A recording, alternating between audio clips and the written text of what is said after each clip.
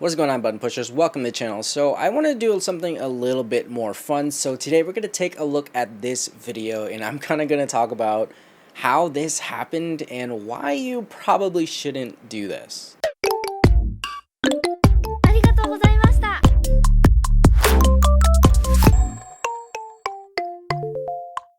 So a lot of people are using poles, and they're using them with their 360 cameras and all this stuff, but this guy decided to use it with what looks like to be a Ronin S or a crane or something, some kind of gimbal, and it just snaps.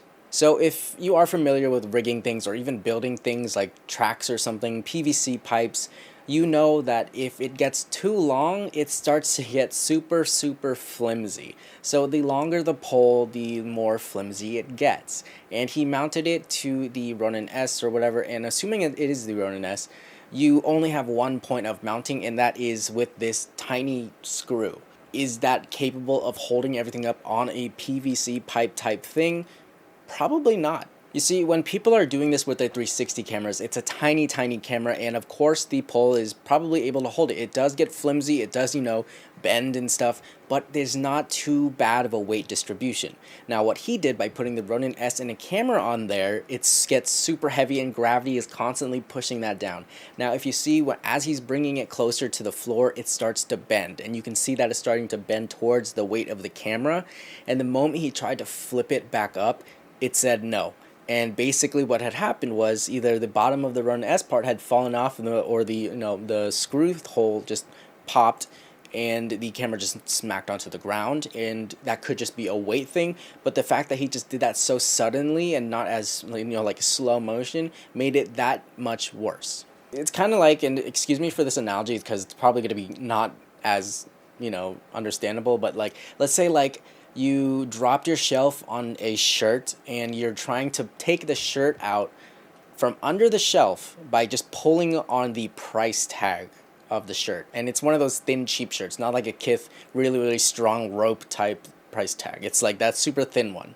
Like, based on the force that you're using, yeah, it's gonna snap. It's gonna come right off, and you're not gonna get the shirt from under the bookshelf. The same thing with the camera. All that weight is pushing down from the long side, even while the pole is bending, which makes it that much worse. And he decides to just smack it right up and cause it to just But again, I don't think that using a pole like this for filming would be a really good idea, because yes, people are going to try to mimic drone shots, try to get super high angles and whatnot. It's just really not safe. If you're trying to get a shot like that, honestly, just pick your hands and put it as high as you possibly can, because otherwise something really bad like this is going to happen. Now I'm going to make this clear, no flame to this guy, because everybody makes mistakes, things happen, and he probably didn't expect something like that to happen.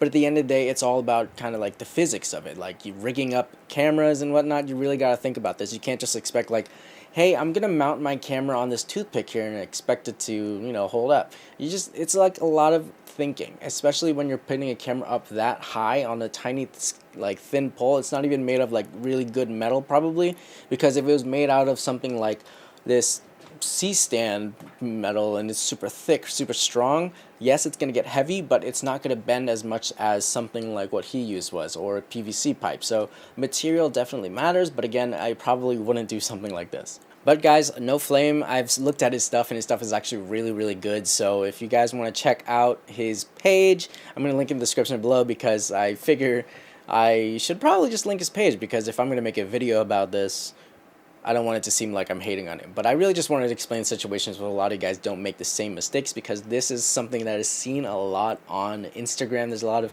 different feature pages showing people with huge, long poles. And I just want to advise you guys, don't do it with a big camera or anything super heavy, especially if the pole is really high in the sky. It's probably not going to turn out too well. Anyways, and keep pushing buttons, guys, and I'll see you guys in the next video. Peace.